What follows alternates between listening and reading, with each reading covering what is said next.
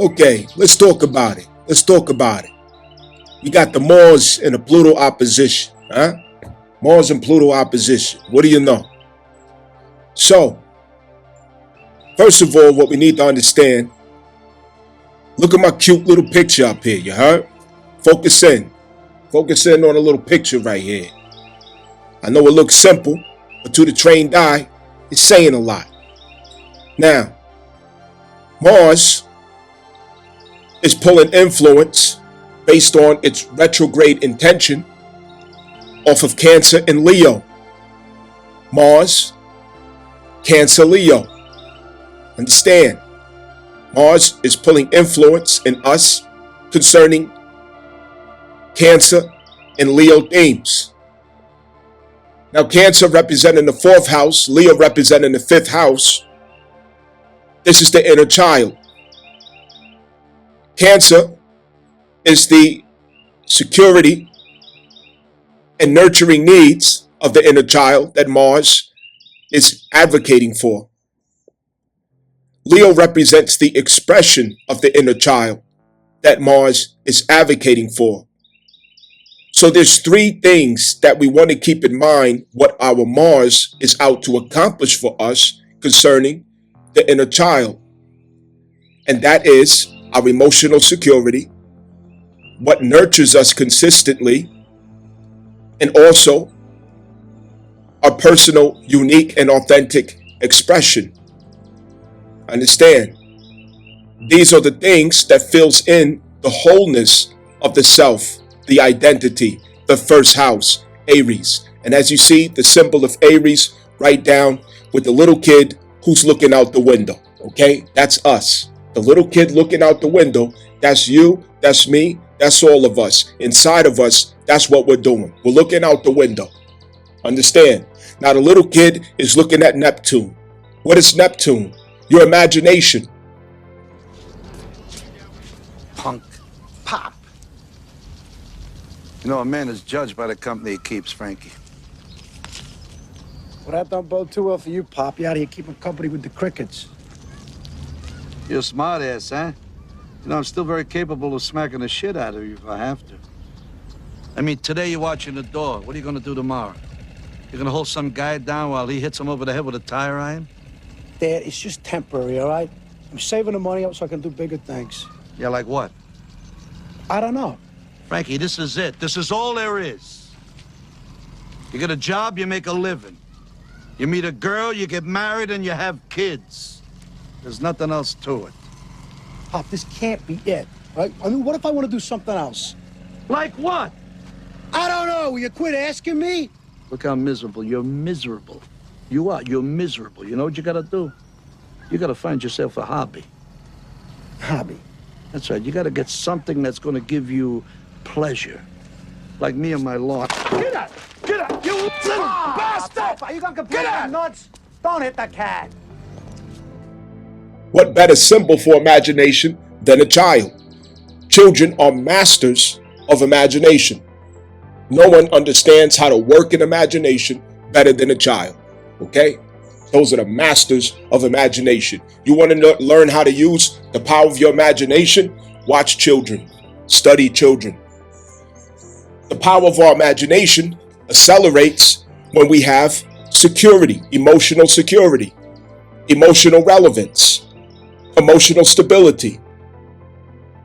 When we are being nurtured inside of ourselves, where we have our greatest and deepest needs in the soul, that's when our imagination can turn into a rich heaven or fountain of treasures at that point, once we've reached that state in ourselves.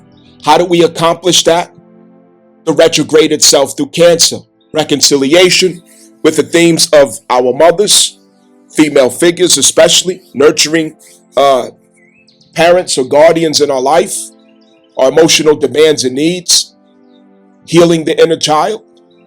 It clears that up so that we can have a rich imagination, creativity. Now, as far as Leo, none of us want to be silenced. Once we get to the authentic self, just like a child, expression is everything. What a child feels, he or she expresses it. What the child thinks, they express it. They express everything that comes to them. They are the freest in expression. They express with all of their heart, not some of their heart. The heat from his body's burning a hole in my lawn.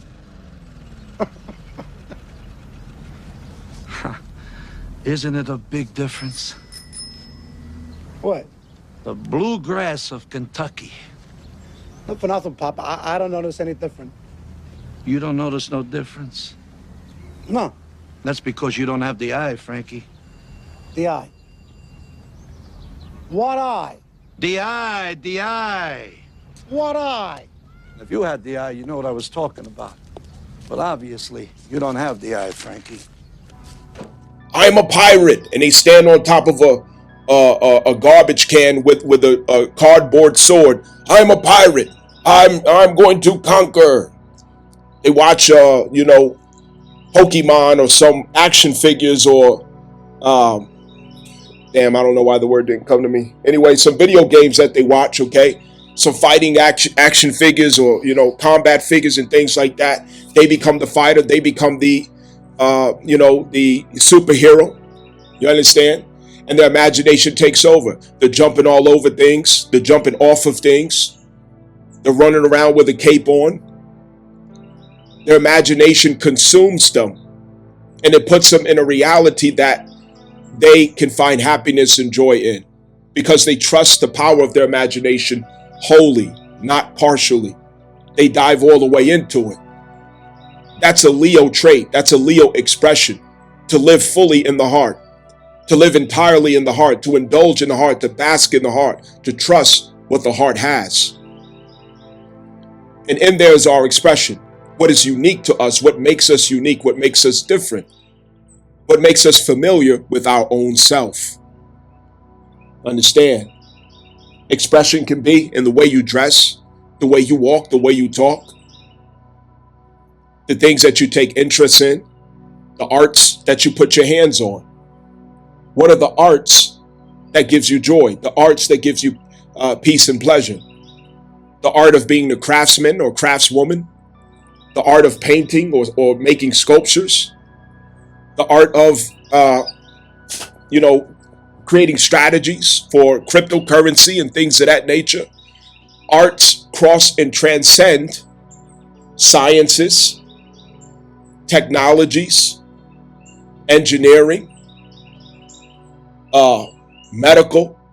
Arts transcend all of the STEM because you can become artful in your connection to it. Once you include your personal expression and your identity with the skill set that you have, and it becomes personal to you, it becomes an art to you. And that's where you accelerate into mastery. So with the will of the universe, and what I mean by universe, the law of the Most High, the will of the Most High through the laws of this universe is facilitating for us to advocate for these Cancer and Leo traits to be fully expressed, not partially, not constrained or held back. Now, in opposition to that is Pluto. And Pluto is at Aquarius, as you know, the 3rd to 4th degree.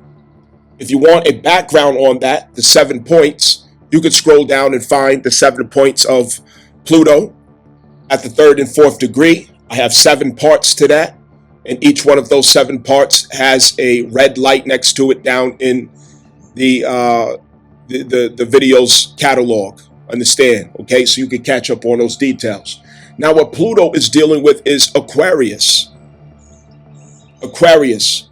Aquarius is where we have our public service, where we owe service to the community, service to the world, service to the people. This is where we are a servant for the bigger whole. This is where our humanitarian purpose and mission is at. Now, a humanitarian mission is really a perception.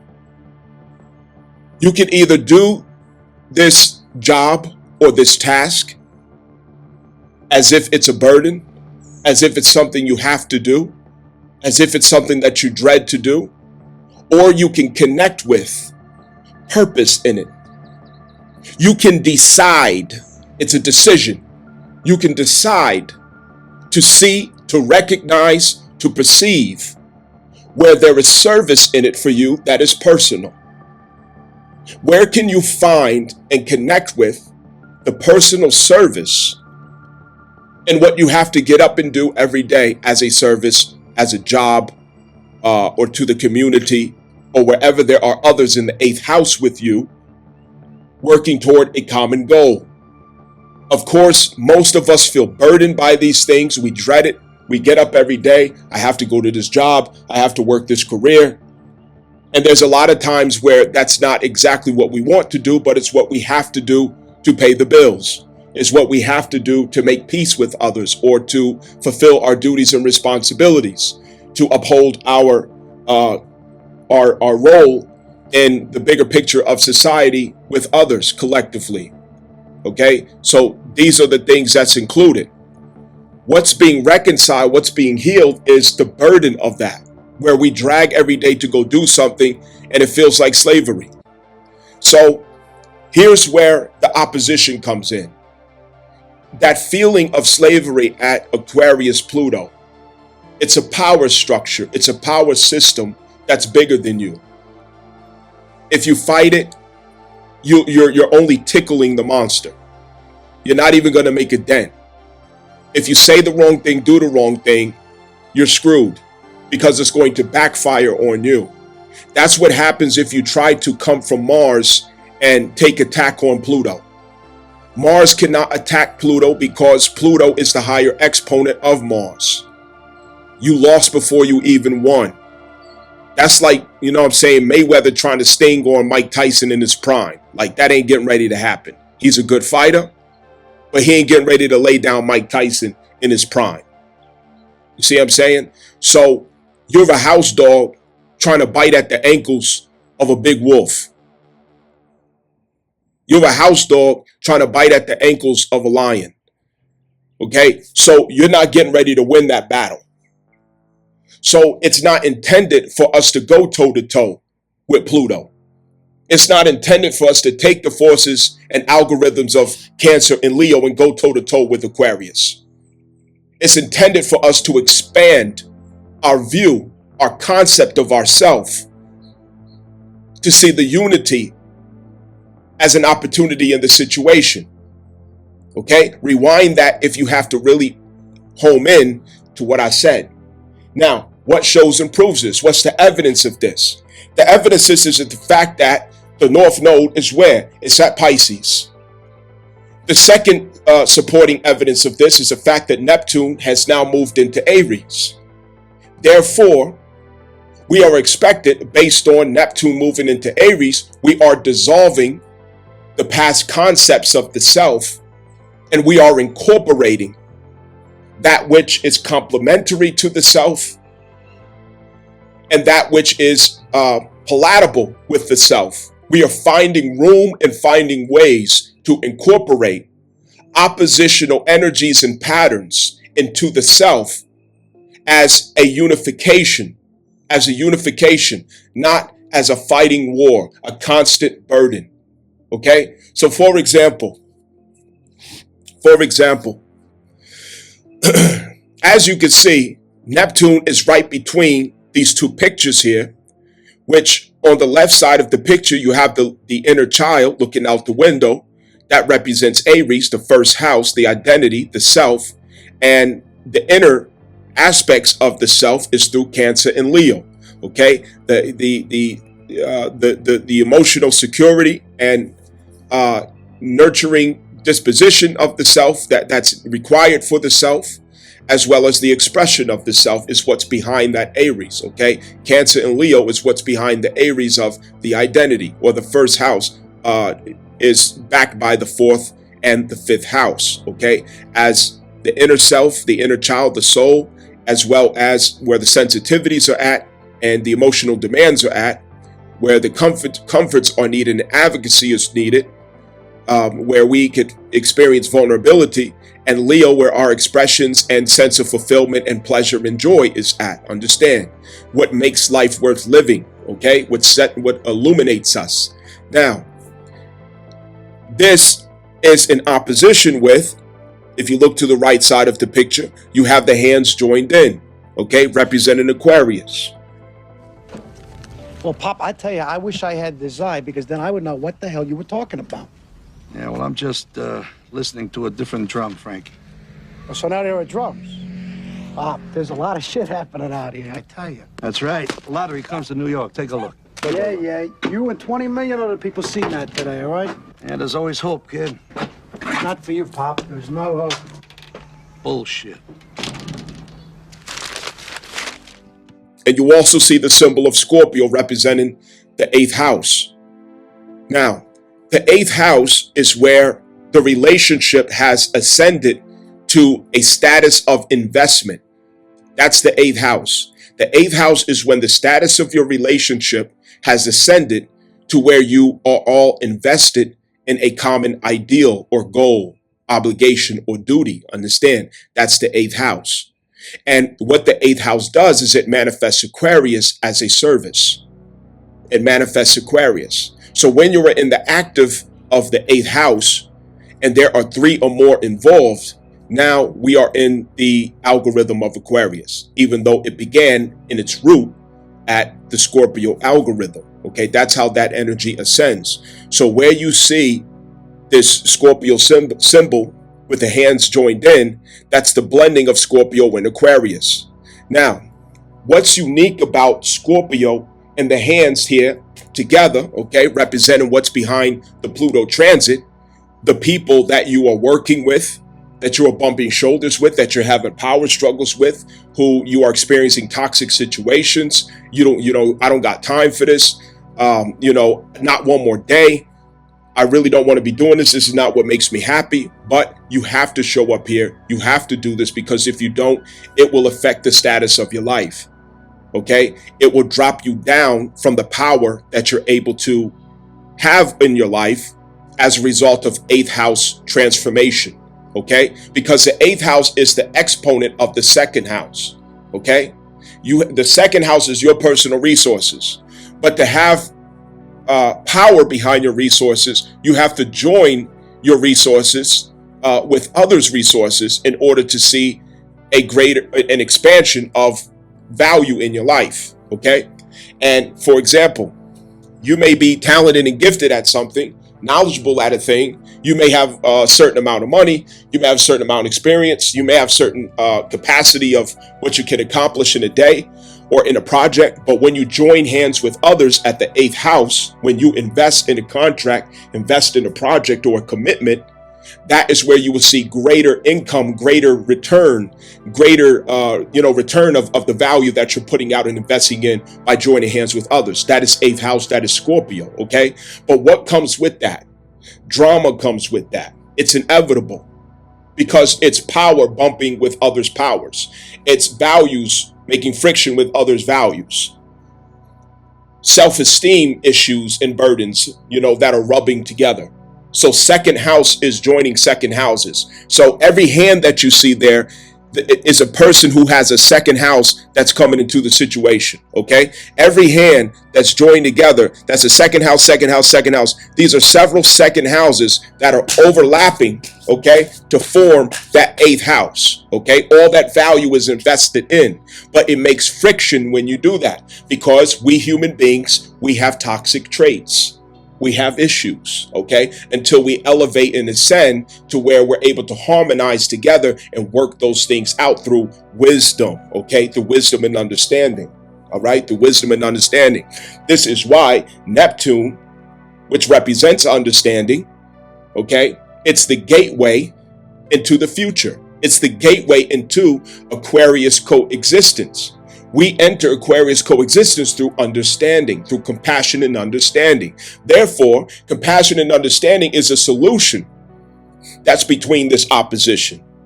You see, in the picture that I have here, it's a colorful background, okay, that's behind that Mars and Pluto. That colorful black background represents Pisces, okay? And Pisces, you know, is at the North Node.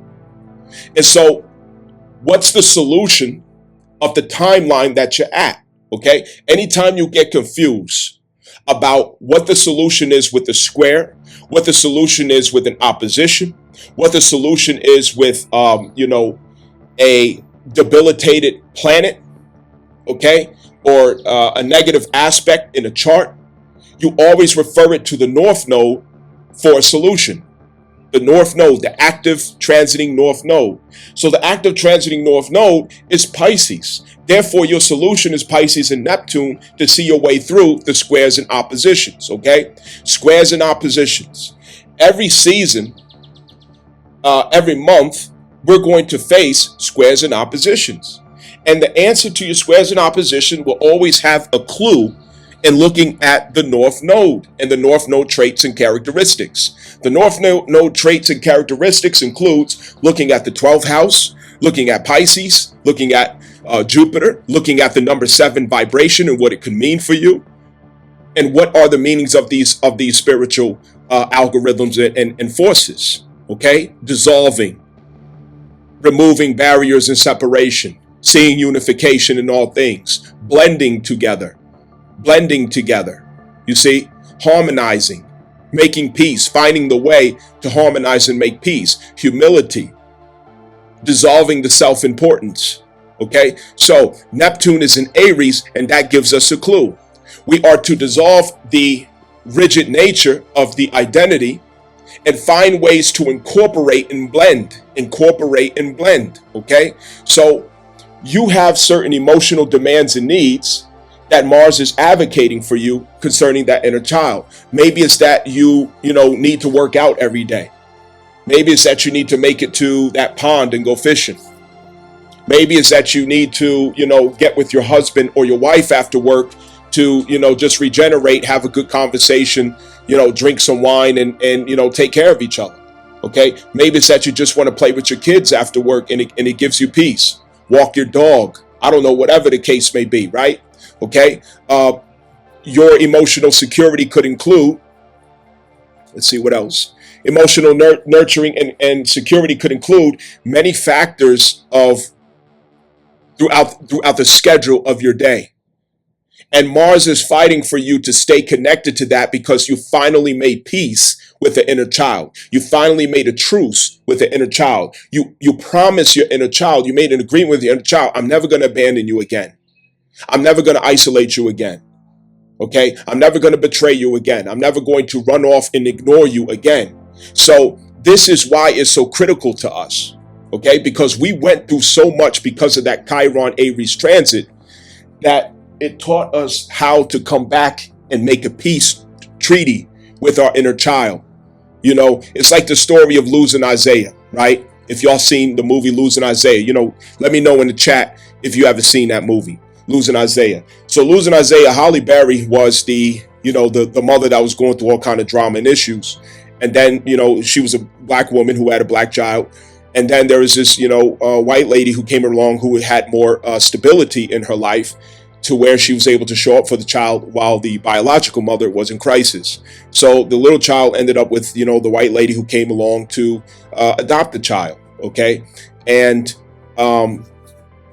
what ends up happening is that Halle Berry had to, once she got herself together, she had to come back and reconcile with that child. She had to come and make peace with that child.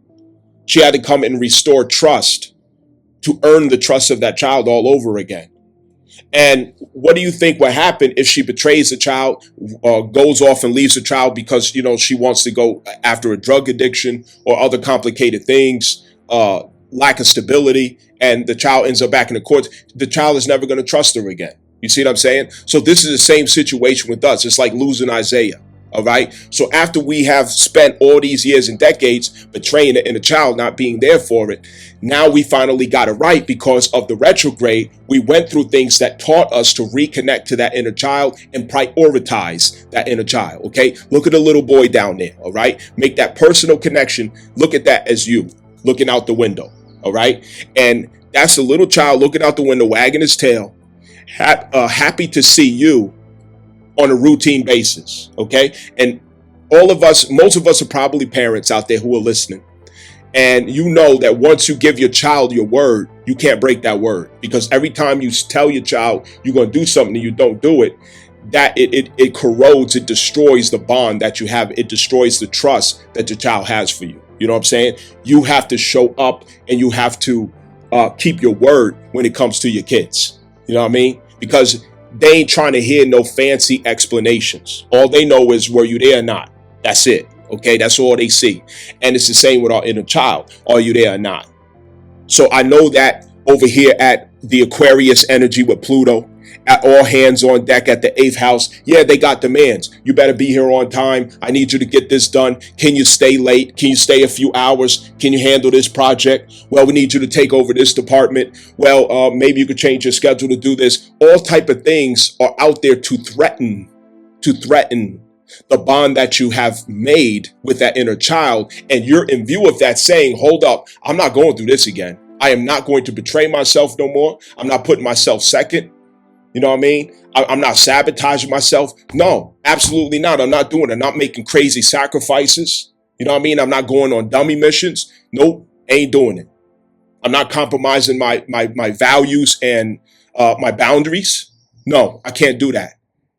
And I can't do something unrighteous. I can't do something that goes against my conscience. I can't do something that goes against my heart. All right. So we're refusing these things because we don't want to offend the inner child. All right. And as far as the Leo aspect of this, our expression, the inner child could have been frustrated with us in the past because we chose to silence ourselves or dumb ourselves down to make other people feel secure, to make other people feel comfortable. We want to say no, but because the crowd is saying yes, we're scared to say no because we're scared that the people's going to leave us, betray us, exile us, alienate us, make fun of us, or whatever else. Okay, they're going to turn their back if I disagree with them. So your opinion became very superficial. Your outlooks became superficial. Your feedback became superficial. The way you dress, the way you show up, the way you walk, the way you talk became superficial. You became a cookie cutter of the South Node Libra, okay, which is the public opinion of society, a cookie cutter. All right. So this is we're realizing that we silenced our inner child. We put duct tape around the inner child's mouth, and we told the inner child, no, you can't play because people aren't going to like you playing. No, you can't sing. They're not going to like you singing. No, you can't dance. No, you can't, play with your toys or whatever else. Imagine telling a child that time and time again. You know what I'm saying? That's going to be a problem. You can't tell kids not to express themselves. If you live in a neighborhood or you live in a house or in a situation where the child can't scream, laugh, and play, where they can't just be free, okay, and express themselves as children, what do you think is going to happen to that child? The child's going to turn out dysfunctional, weird, okay, emotionally challenged. They're going to be all screwed up. Low self-esteem. You know what I'm saying? Everybody knows that when it comes to children, you promote their expressions. You want them to sing louder, okay? You have to facilitate that which they are naturally inclined to do, all right? But the worst thing we could do is say, don't sing, don't dance, don't draw. Okay, like for example, when I was younger, a lot of people don't notice about me, but I was a very popular and famous artist. Okay, in a couple of cities. All right, New York, Georgetown, South Carolina, North Carolina, Florida. I was very popular in my arts. Okay, I was good at painting, drawing, poetry. You know what I'm saying? Rap music, because I used to do rap music too. In Atlanta, I did rap music, and I was very good at these things. And when I first started doing arts, I would draw on the back of the paper of my father's, IBM paperwork, okay, because he worked at IBM, and he would have stacks of paper in his briefcase, and I would take the piece of paper and I would turn it backwards. Back in the day, anybody who raised in the 80s know what I'm talking about. You turn the paper backwards and you draw on it. So instead of him saying, hey, don't do that, don't draw, one day he told me, he said, come on, we about to go to the dollar store. I said, oh, okay. So he told me put my shoes on. We go to the dollar store. So he took me to the dollar store. And when we got to the dollar store, he took me over to the arts, to the section where they had, notebooks and things like that. He got me a drawing pad, and he got me some colored pencils, a pen and pencils, the whole 9 yards. And when he bought it, he gave it to me in a bag, and he said, now, you got something to draw on. He said, don't draw on any of my papers. You draw on these, okay?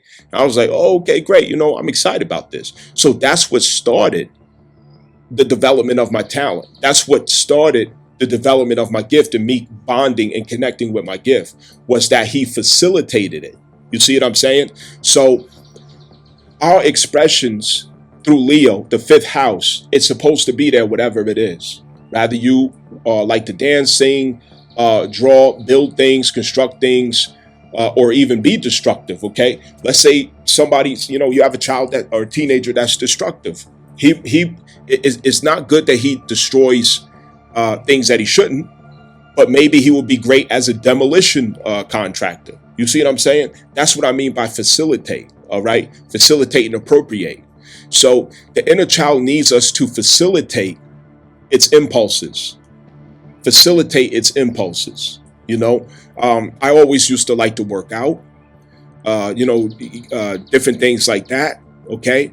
And it was my brother who facilitated it when he came home from prison, one day. He did it big, came home from prison, he all swole up. I went to the gym to spot him, because he invited me to go and spot him. And that's when I realized that the aggression that I had in myself as a kid, when I used to get in so many fights, getting kicked out of school, optional school programs, different things like that, the impulse was always in me to be physically active, aggressive, and competitive. But I didn't know how to facilitate it. So when my brother came home from prison and taught me how to get up under the weight bench, then that became one way that I channeled that aggressive Martian energy, okay? Because I was born with Mars conjunct the sun. So I got to be physically active. You understand? I got to be competitive. And that was a way for me to channel that aggressive masculine energy rather than, channel it and, busting somebody in the mouth or something, doing something stupid. That was facilitated. You see what I'm saying? So our impulses have to have facilitation. You never want to tell yourself not to do what your heart is inclined to do. You just have to find the appropriate channels, avenues, and proper facilitation for your natural inclinations. But you never deny yourself of your natural inclinations. You pour into it. You enhance it. You instigate it. You understand? For example, I have a nephew, okay? He's, I think, 8 years old now. And one day I was at, I think it was Walmart, and I bought, it's like a Lego set, with really tiny parts, where you build these cars out of the Legos and, stuff like that. So I gave it to him. I wasn't thinking much of it, but I thought it was something for them to do. So I was like, okay, I bet you can't put that together. Just challenge him. Threw it at him and said, I bet you can't put that together. So the next day, he put it together perfectly. And he didn't even struggle with it. So the whole family was like, everybody in my family was like, oh, wow, he's really smart. He's good at this. And, he's really good with his hands and technical things. That's the way that you facilitate what's already in them. You see what I'm saying? So by me going and getting that Lego set, I'm facilitating what he's already inclined to do, which is to be physically, hands-on mechanical. You know what I mean? Because his heart soul urge number is 4. So knowing that his heart soul urge number is 4, I knew that if I go get something of material that he has to figure out logistically, that's going to hit right home for him. Okay, logistics. So he masters logistics. Okay, that's a way of me facilitating his number 4. We have to facilitate the heart soul urge number, in other words. Okay, whatever your heart soul urge number is, that's what you got to facilitate. That's what you have to find a proper channel, an avenue for that expression to come out. Otherwise, the inner child will feel stifled. The inner child will feel like an ingrown hair. It will feel like it's stuck in a box and it can't get out. And what happens when you do that? You become dysfunctional, okay? Because you didn't find a proper channel to facilitate the competitive nature of, for example, the number 1 heart soul urge number, which is my number, okay? My heart soul urge number is 1. My sun is conjunct Mars, which manifests the one. Okay, that's the competitive heart. That's the leader. That's the alpha. That's the, one who assumes responsibility. That's the one who asserts their will. Okay, so if I don't find physically challenging competitive things to do, like going, to the gym, lifting weights, boxing, martial arts, stuff like that, what am I going to do with that energy? I'm going to become toxic. Okay, and I'm going to be competing with everybody subconsciously in order to, express that inner child. I'm going to be working against myself and my physical inclination, to be competitive, and it could result in getting physical with people and different things like that. No, you have to properly facilitate. It's our responsibility to give a proper facilitation. So when it comes to Leo, what is your heart, soul, urge number? You see, what is your heart, soul, urge number when it comes to Leo?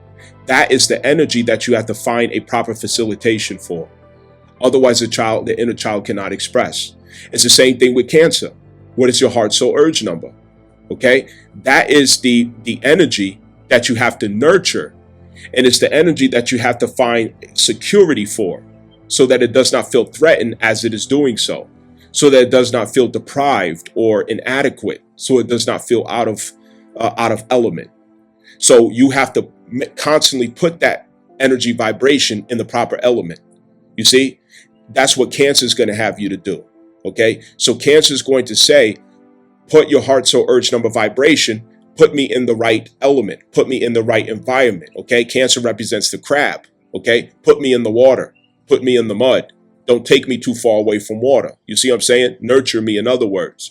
So you have to facilitate that vibration. All right. Now, it's in opposition to Aquarius at Pluto, which is what you're committed to in society, your role in society, your role in the public, your role in the world, your job in the world, your duty in the world, your responsibility in the world, what other people in collaborations need you to show up for. Okay? And all of that is working against that vibration, the facilitation of the vibration and the nurturing of that vibration. It's working against it, because what ends up happening is, as it is, until you become conscious enough to start working with it, it gets in the way.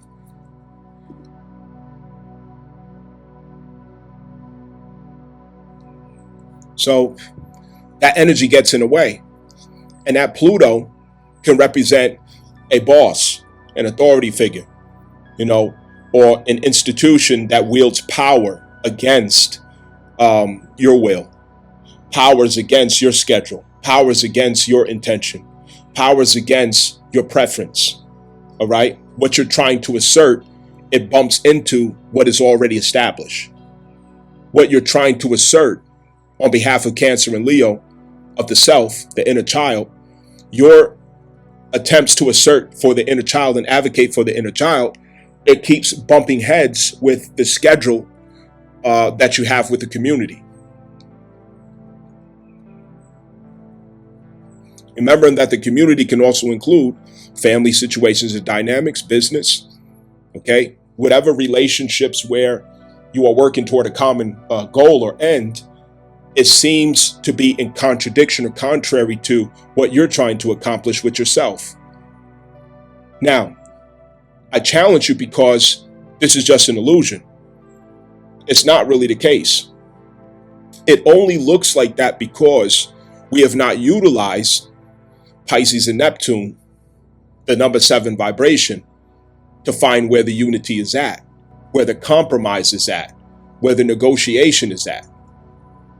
Okay? And the way that we could do that is knowing that this is what I do in my career, my duties, my responsibilities, or service to the society, to the community, with the people. How do I make this a humanitarian service to where I can have a sense of fulfillment as I show up to do this, where I can facilitate for my Leo and facilitate for my Cancer? For I can facilitate for the 4th house and the 5th house. For I can facilitate for the inner child as I move through the experiences with the people. Okay? And what that looks like is, let me pull off the cigar. What that looks like is, let's say, for example, you're in construction. Okay, let's say you're in construction and you have the number one energy like I do. Okay, competitive, physical, Mars conjunct the sun. Okay, you got to be physical and competitive, and things like that. Get active. Okay, especially with the South Node at Sagittarius. Yeah, like you're an athlete. You understand? So how do you facilitate for that natural expression of your Leo or inner child, and of your Cancer energy inner child? How do you facilitate? You facilitate that by changing your intention and changing your perception, changing your outlook. You have to change and select what you see. You have to change what you see. That's what you do. You change what you see. And to tell you the truth, this is the height. That's the height of consciousness. It's having the ability to select what you see. That's the height of consciousness. You can select what you see. Let me give you an example. Say a child is bored in the house, okay? The inner child. Say the child is bored in the house. They don't got, they're bored out of their mind. And you just moved into an apartment or a house and you got boxes everywhere. We all know what children do. When they get bored and they feel like they're not connecting with the environment, what do children do? They go into their imaginations. Okay? So our teacher is really children right now. If you got children, watch them, study them, because they are the master teachers of what you're supposed to be doing. Now, what a child would do, they'll get a box, an empty box. Okay? And they select what they see. They choose to see what they see. It's a perception. You can see a box, but the child sees a race car. You see what I'm saying? You see an empty box, and you call it reality. But the child says, well, my reality says that this is a race car. So it's going to be a race car right now because I'm bored. I want something to do. I'm a little boy who wants to, have some aggressive, competitive energy. So it's going to be a race car because I said it's a race car. So the child sees a race car in the box, and he gets in the box and he has fun. He takes off. He's speeding. He's high speeding on the highway. And can't nobody stop him. Look at that. That's what we're supposed to do with Neptune. Neptune is in Aries. Therefore, you have the power to select the channels that the self can be expressed through. To select the channels that the self can receive nurturing validation and security through. Understand? And that security is really through feedback in the environment. Feedback in the environment. How do we get nurturing feedback in the environment? First, start with humility. And second, make a decision that you're there for service, that you're there to serve. Humility, get your ego out the way, and make a decision intentionally that you are there to serve, not there to compete. You're there to serve. And knowing that, living up to that, you could receive the Cancer energy as feedback from those in the environment. Why? Because they're now prizing you, cherishing you as a value to them. Because you bring ease to their existence. You bring ease to their role. You bring ease to their portion, because you are one hand that picks up the whole. You're there in good spirit. You're there in good attitude, good energy, and you took your ego out of the situation. You removed the ego. You removed the self-importance. The self-importance. The toxic nature of Leo is self-importance. Okay? The beautiful nature of Leo is, I have generosity to offer everyone. That's the beautiful nature of Leo, is to lead with generosity. And we lead with a generosity from our abundance. What is our abundance? It is that which our heart is always inclined to do. If you have a number one at the heart, it is taking leadership. And what is taking leadership? You always assume responsibility. You take initiative. Nobody has to ask you to do what you already understood should be done. And it makes you happy to be that person. Therefore, you have used your perception and your heart so urge number to manifest a reality that gives you the feedback that you need, while also giving your inner child the expression that it needs, while also serving the group that you're with, the community that you're with, the clan that you're with. And when you think about all of that, what does it do? It blends it all together. It blends together the interests of the Pluto Aquarius, the Mars Cancer Leo, as well as the Neptune and Aries. And as I should mention, the Scorpio stellium that we have currently as well, which is transmutation. It blends all together. We know that Pisces is to see singularity out of many frequencies, seeing through the prism, the colorful spectrum that becomes the singularity of white light. And all of this is by choice. Neptune, as I told some of you before, has a lot to do with the romanticism that females see men through. Okay?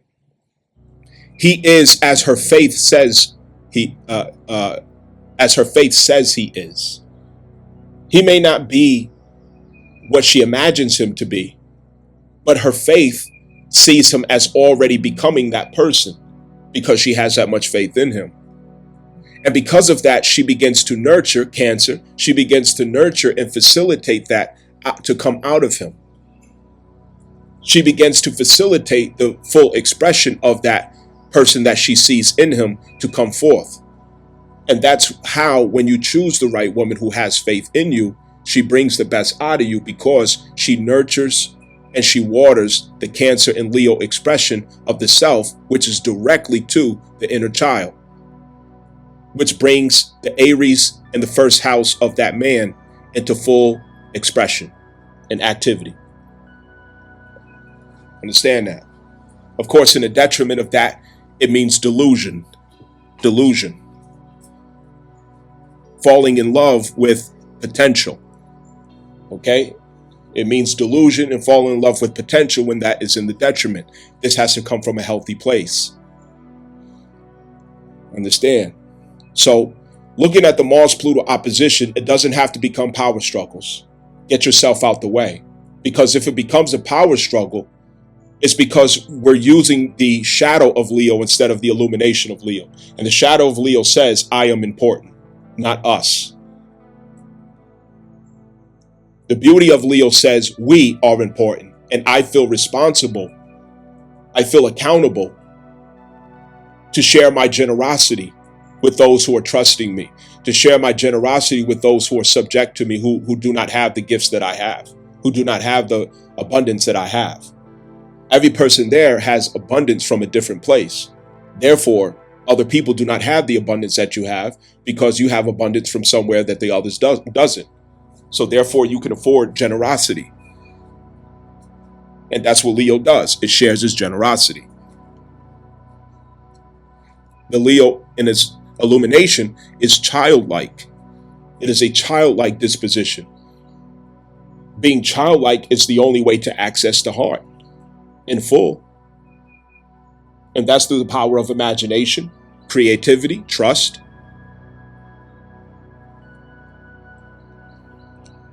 confidence. We know that emotional security facilitates confidence, Leo.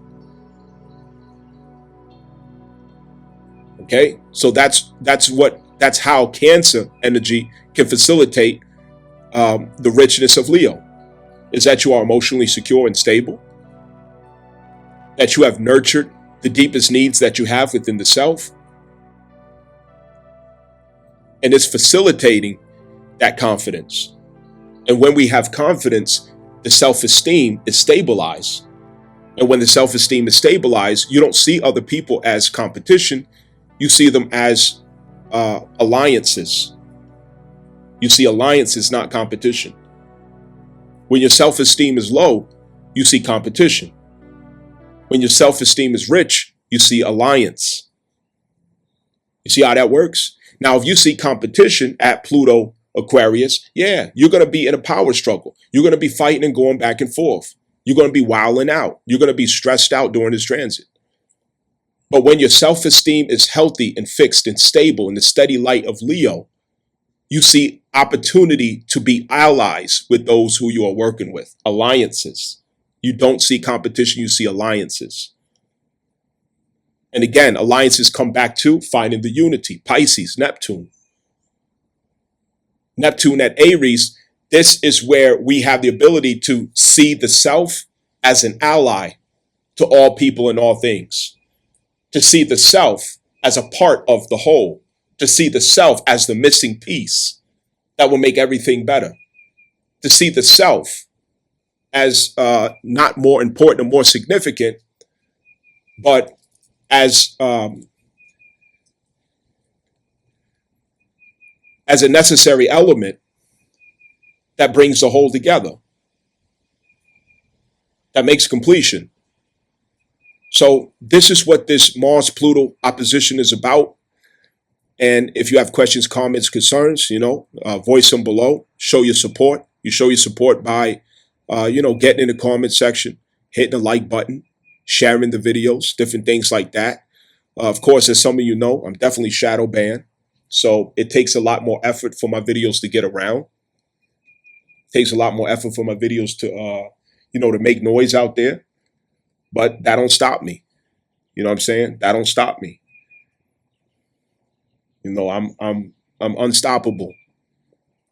I'm unstoppable. And I'm only unstoppable because, God is ever living. Understand? God is ever living. Therefore, I am ever living. Understand?